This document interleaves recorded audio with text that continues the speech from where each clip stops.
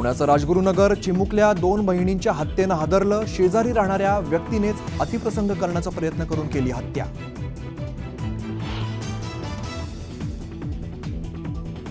परीक्षेत पास करण्यासाठी मुलींकडे शरीरसुखाची मागणी केल्याचा आरोप पालकांनी शिक्षकाला चोपलं। भंडाऱ्यातील नर्सिंग कॉलेजमधील धक्कादायक प्रकार।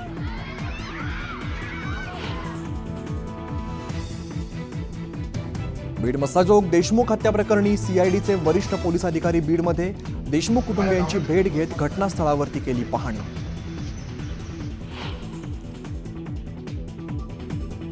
उपमुख्यमंत्री एकनाथ शिंदे यांनी पंतप्रधान मोदी आणि अमित शहा यांची दिल्लीत घेतली सदिच्छा भेट। खासदार श्रीकांत शिंदे आणि त्यांच्या पत्नीही उपस्थित।